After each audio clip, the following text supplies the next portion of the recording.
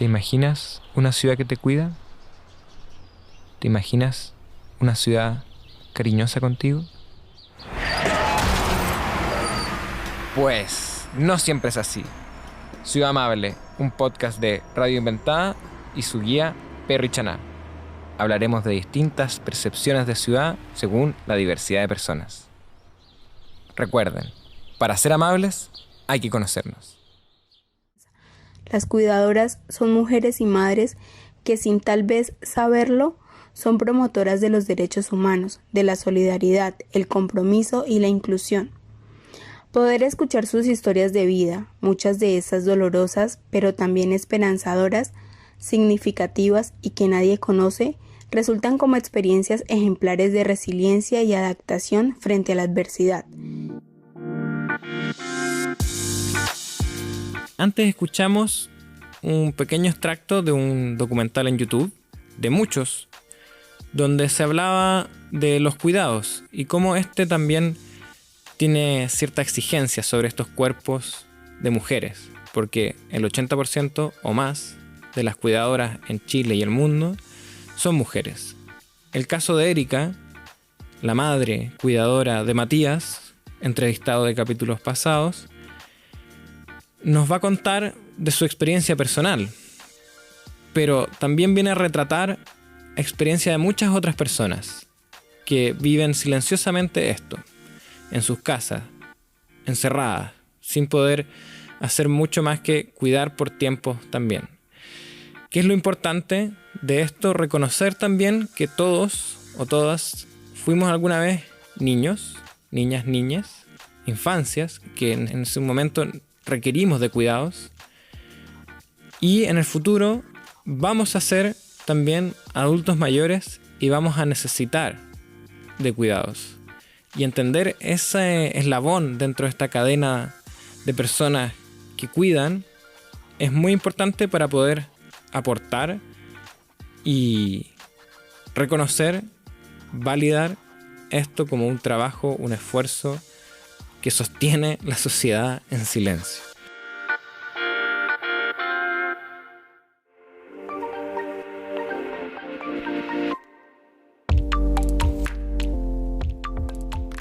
Hola, yo soy Erika Bustamante, cuidadora principal de Matías. Matías es un paciente con AME2 o atrofia espinal progresiva tipo 2. Es una patología muy compleja, muy limitante. Matías es una persona que depende totalmente de mí para el cuidado diario, para desplazarse, para vestirse, para comer. Todo lo que es Matías, yo soy su extensión. En lo cotidiano, bueno, Matías es como una persona súper dependiente de todas las personas para realizar sus actividades diarias. Entonces ahí es donde yo juego un rol muy importante y ese es mi labor, como digo yo, cuidadora principal del primer nivel.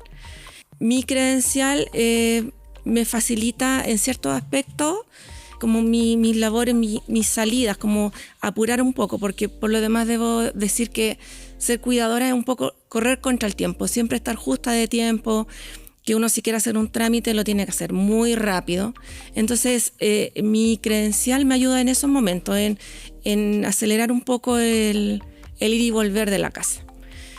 Mis salidas también con Matías son un poquito complicadas, digámoslo así, porque él se desplaza en silla, entonces para poder organizar nuestros viajes tenemos que depender de la aplicación de metros, de los guardias que están en el metro para que nos informe si los ascensores están operativos.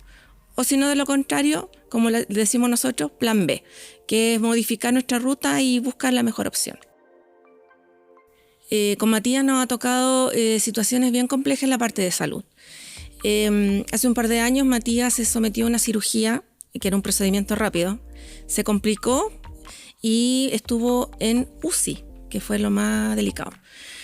Y ahí es donde yo entré como un rol muy protagónico porque los kinesiólogos, aunque suene muy, muy extraño, no sabían hacerle quine respiratoria. Entonces esperaban a la mamá para que aportara bastante y más ahí.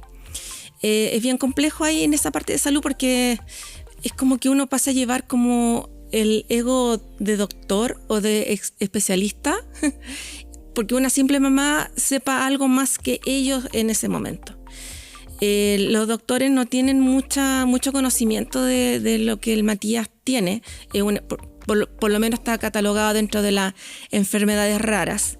Entonces, es de ahí el tema de que no se sepa mucho o no sepan mucho cómo manejar al Matías. Entonces, uno es como el acompañante, es como muy importante en la información que entrega el doctor para que tener el mejor resultado. El término de experto por experiencia.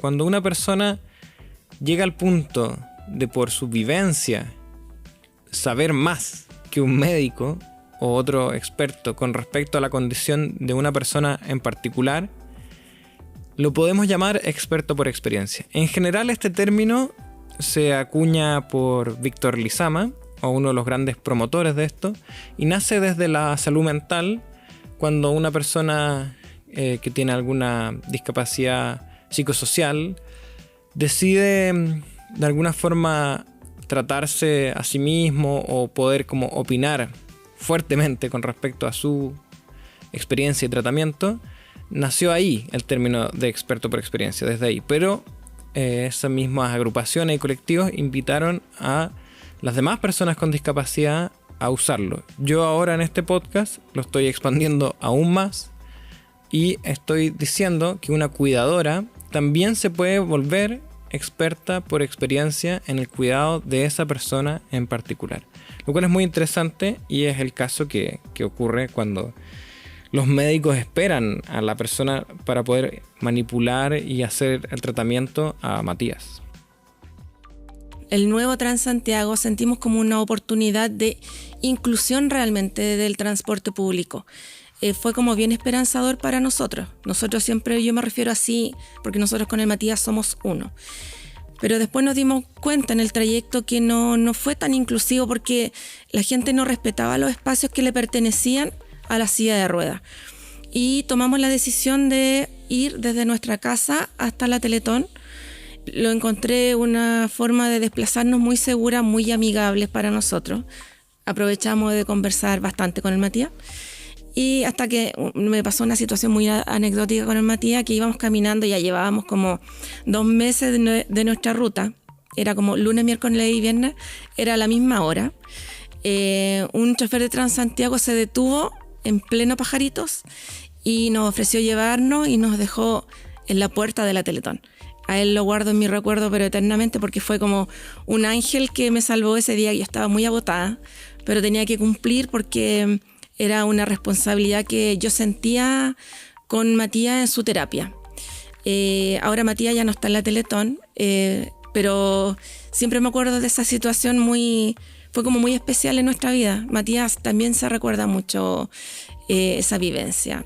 También un conductor de metro nos pasó también una vez que íbamos llegando, siempre no tan apurado porque no puedo ir muy rápido con el Matías, y también estaba sonando como la alarma de que iban a cerrar las puertas, y el conductor también nos esperó y con toda la calma, así como suba señora, y yo de verdad que también lo agradecí mucho porque esas cosas uno las atesora profundamente. Más allá de que una ciudad amable requiere de personas amables para poder sopesar el peso de una infraestructura deficiente, lo que nos relata Erika en su historia, en su anécdota, es que hay que planificarse para compensar lo que el cuerpo ha aprendido. Ya el cansancio de saber que quizás el ascensor del metro está fuera de funcionamiento o que el bus, la micro, va llena y las personas no respetan los espacios preferenciales, nos dice finalmente que ya aprendió esto. Y lo mejor me voy caminando, así me evito un mal rato, así nada, me planifico, ocupo de mi tiempo en vez de molestar al resto. Triste, pero real, o simplemente una estrategia de compensación de movilidad. Se los dejo a ustedes en su reflexión personal. Para salir con Matías tenemos que hacer un itinerario previo el día antes para saber si el ascensor está bueno a la estación que nosotros vamos, si los ascensores que están dentro de las estaciones de metro están funcionando, operativos, como llaman ellos. Después en la mañana revisamos nuevamente y cuando vamos ya llegando a la estación le preguntamos a los guardias que está de turno, que por walkie-talkie, no sé cómo ellos, radios que se comunican, pregunte, pero ahí casi en vivo y en directo si están funcionando los ascensores, porque nos ha pasado varias veces que en la aplicación no está actualizado, entonces hemos llegado a las estaciones y están cerradas porque por lo demás la gente no respeta mucho el uso preferencial de los ascensores para personas con discapacidad. Ellos suben nomás y yo de verdad yo no peleo, no discuto porque es sentir que uno eternamente está luchando así como David contra Goliat. Entonces uno vive la vida tranquila y ya no solo dejo pasar a las personas. Habrán ido escuchando cómo cuidar, asesorar médicos, trasladar personas, estar pendiente 24/7 es un trabajo. Lo que Erika hace en su día a día es un trabajo y requiere de un reconocimiento. Por suerte, en Chile se están promoviendo cada vez más normativas y leyes que cuidan estos derechos de las personas cuidadoras, porque requieren también ser cuidadas, ¿no? Desde mi experiencia como cuidadora ya con hartos años de servicio en esta profesión, como digo yo, siento que el rol de cuidadora y cuidadores, que son muy poquitos los varones que hay en este servicio, somos como seres invisibles, de cierto modo. Muchas veces me preguntan qué es lo que me gustaría que pasara. Me gustaría que nos dieran visibilidad, que ahora, si bien es cierto, está pasando, porque por algo está la credencial. Me gustaría, sin sonar materialista, que nos dieran un sueldo. Porque nosotros la verdad que postergamos toda nuestra vida por cuidar a alguien que realmente nosotros amamos, entonces no hay elección. Yo siento que no algo que uno pueda decidir, oye, si me quedo o me voy. O sea, pasa, pero en mi caso particular yo no abandonaría mi rol de cuidadora, pero sí me gustaría que nos monetizaran el servicio. Es como ahora hay un pequeño sueldo que se llama estipendio, pero yo a veces siento que, yo le digo a mi hijo, a Matías, siento que es como una burla, porque a uno le pagan 32,000 pesos por estar en la casa en una labor que uno está 24/7, todos los meses, todo el año, toda una vida, y de verdad que es como muy poco, porque uno quisiera haber hecho algo más con su vida, uno quisiera haber sido una profesional, quizá. Yo siempre quise estudiar algo referente a la salud. Bueno, indirectamente estoy en esto. Pero es como que yo siempre he dicho, la labor de ser cuidadora es una labor como bien ingrata socialmente, porque uno tiene que estar también como aparentando, cuando uno está muy cansada, decir, oye, estoy bien. Y si uno tiene la sensación que si dice, ¿sabes qué? Me siento como cansada o no quiero hacer más esto, como que tú sientes que la sociedad o tus cercanos te van a cuestionar finalmente porque tú te estás quejando de cuidar a tu hijo o de cuidar a tu hija. Y yo encuentro que no debiera ser así, porque yo he comentado este tema con otras mamás cuidadoras que son como bien nuevitas y también ellas sienten culpa por sentirse cansada de cuidar a su hijo. Entonces yo le digo que no sientan eso, que no sientan vergüenza, que ellas tienen que verbalizar el sentimiento, porque eso es lo que a uno le costó mucho, verbalizar a la emoción, verbalizar que uno dice, sabes que estoy cansada, sabes que tengo pena, sabes que me siento sobrepasada porque quiero tiempo para mí y no lo tengo, no lo encuentro, por más que quiero, no logro hacerme un espacio para, aunque sea, como digo yo, descansar, dormir una siesta tranquila, ir a tomarme un café, ir al cine, desconectarme de la vida un par de horas. Y eso es lo que yo siento que nos merecemos, porque somos personas de cuidado, cuidadoras que nos descuidamos, digo yo también, porque descuidamos nuestra salud por cuidar a alguien que uno cree que como que se le va a ir la vida si uno no está ahí, que si no lo ve respirar o si no lo ve en todo momento, y no es así. Uno tiene que también aprender, yo lo aprendí con los años, como de tener tiempo para uno, de si uno se siente mal, tiene algo, y que el cuerpo y el físico no te pase la cuenta, de aprender a pedir ayuda, de decir, ¿sabes qué? Necesito que me ayudes a tomar a Matías, y lo pases de la cama a la silla, o lo traslades tú, porque finalmente uno es mujer, el cuerpo se deteriora, se desgasta, los años pasan y uno se siente debilitada así, en la parte física. En lo emocional uno tiene que sobrellevar todo esto, darse ánimo, como digo yo, como de respirar profundamente, y porque como prácticamente te obligan a decir, tienes que seguir, tienes que estar ahí, tienes que salir adelante, tienes que sobrellevar, como digo yo, la enfermedad de tu hijo, que es muy difícil, es muy complejo, porque como digo yo, soy una mamá que todos admiran, pero nadie quiere estar en mi lugar. Entonces eso uno tiene que aprender a sobrellevarlo, pero uno lo aprende con el tiempo, la verdad. Uno lo aprende con la vida, con lo que te toca vivir, con las situaciones y de impacto, como digo yo, a través de más de 20 años que uno que enfrentar médicos, diagnósticos, y siempre, generalmente uno está sola. Entonces uno tiene que, como a las mamás cuidadoras, ¿qué les diría yo? Cuídense. Cuídense ustedes primero para que puedan cuidar bien. El burnout o el cansancio laboral es algo que muchas personas conocen y viven. Sin embargo, cuando se trata de una persona que está siempre en esa labor porque es madre, padre, pareja de la persona que se asiste y cuida, es distinto. Incluso tiene su propio nombre, el síndrome de la cuidadora o el síndrome del cuidador.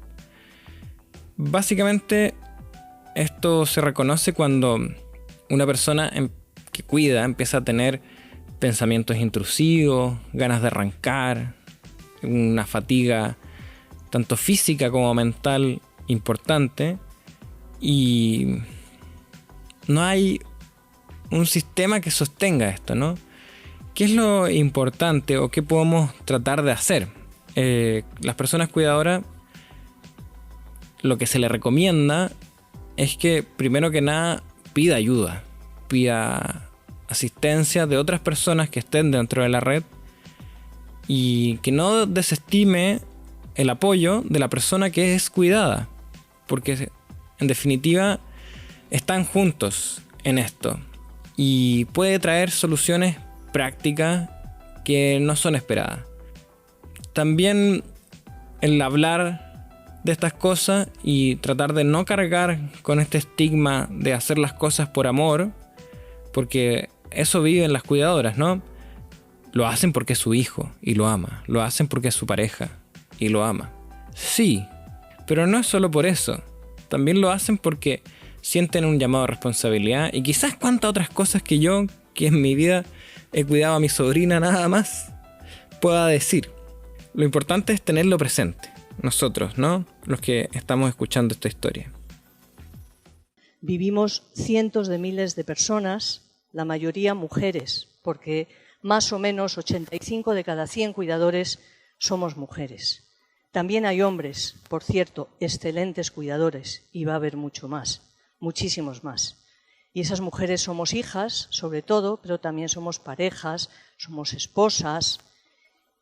Y además, pues compartimos con otros cuidados, ¿no? Qué raro, todavía tenemos a 2 hijos en casa, o tenemos a los nietos, y tenemos nuestra pareja, nuestra casa, esas amas de casa, pero ahora ya no somos amas de casa. Ahora, además, estamos en el mundo del trabajo.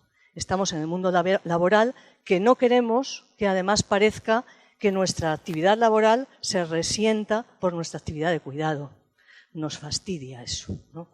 Pero claro, esto es una realidad en la que vivimos mujeres que además pues somos bastante mayores, ¿no? Bastante mayores, cercanas a los 60. Yo ya los pasé hace rato.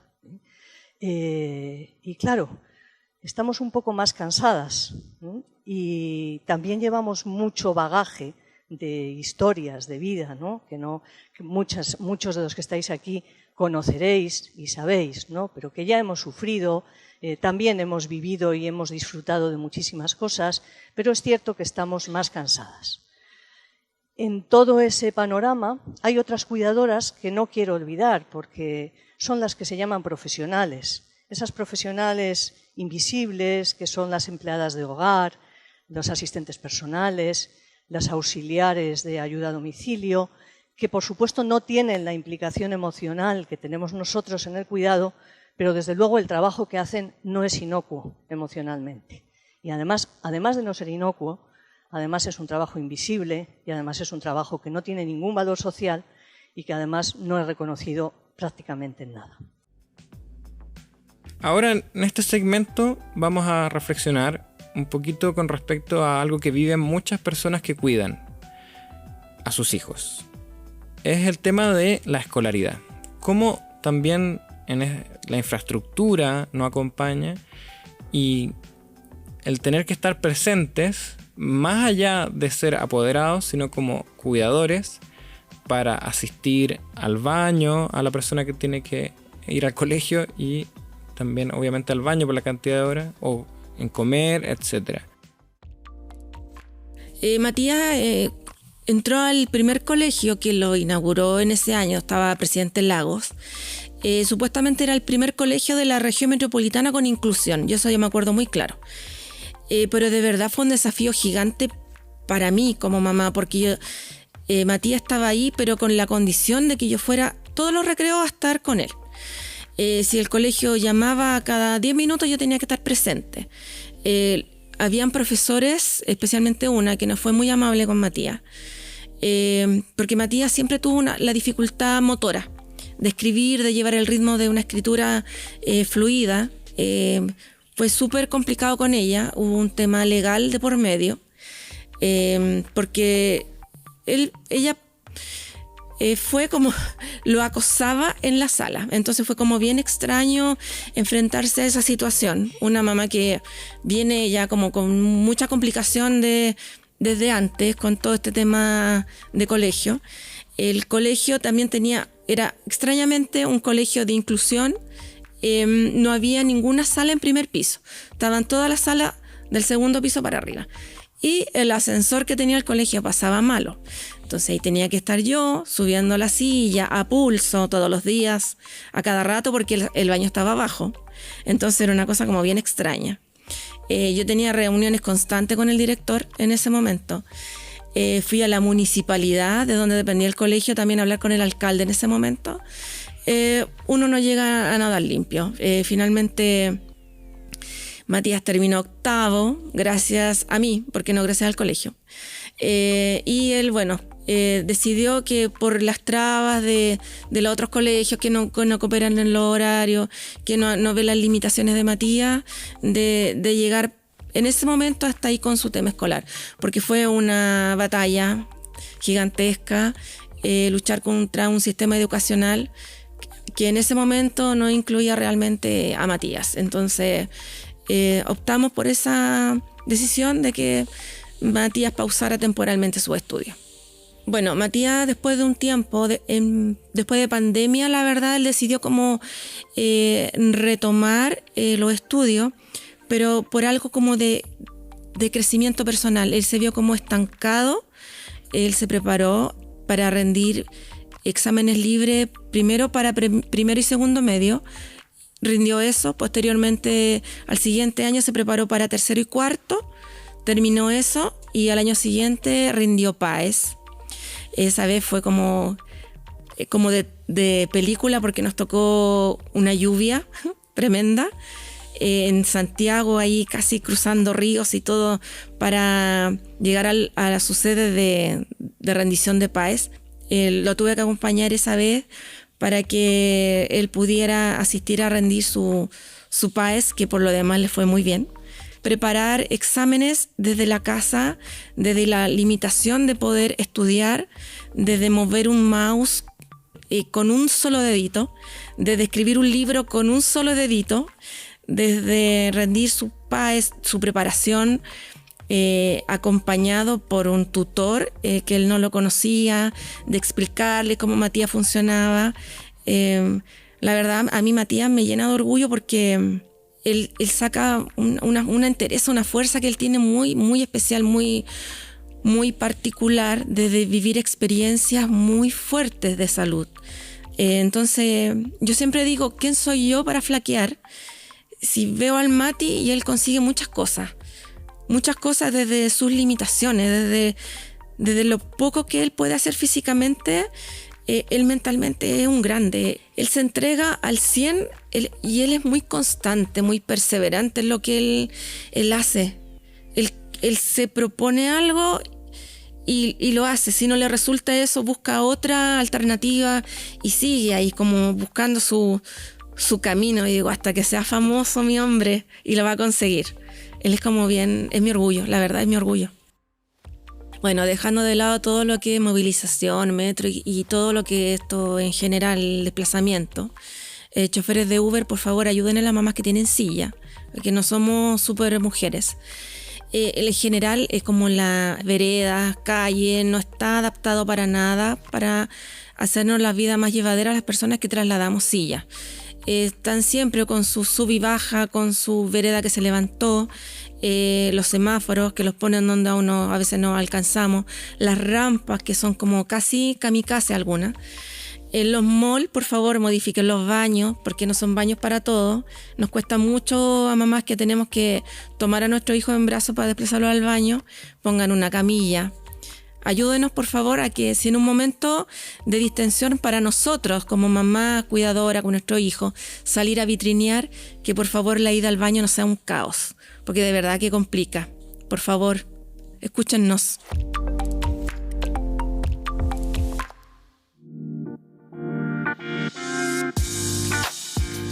Pero como no todo es malo y existe la resiliencia y los elementos positivos, le pedimos a Matías, su hijo, que le hiciera una pequeña sorpresa en este podcast, así que lo van a escuchar ustedes junto con Erika, espero, este mensajito de cariño y cuidado que le enviamos. Así que gracias por haber participado en esta entrevista y ojalá este mensajito que te deja tu hijo te guste. Hoy quiero tomar un momento para agradecerte, no solo por todo lo que has hecho por mí durante estos años, sino también por lo que representas en algo mucho más grande.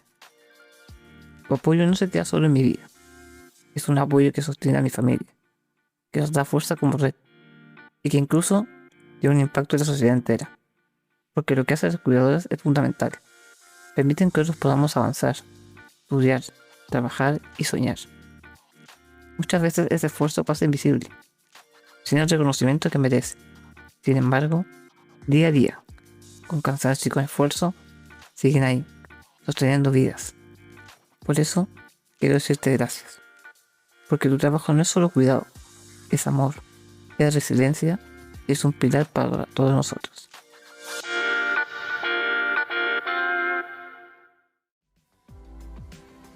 Este capítulo fue grabado gracias al Centro Cultural España, creado, narrado y escrito por mí, Ciudad Amable, Perry Chaná. Lo pueden buscar en redes sociales como Ciudad Amable, Ciudad-Amable, y con el apoyo en investigación de Mari Montes de Oca, desde México. Muchas gracias, Mari.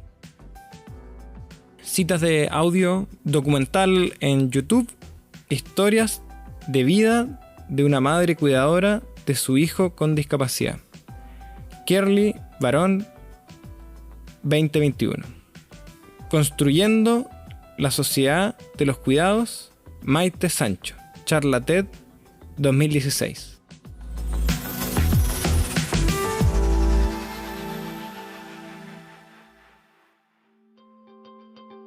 Esta producción sonora fue realizada en los estudios de Radio Inventada del Centro Cultural de España en Santiago.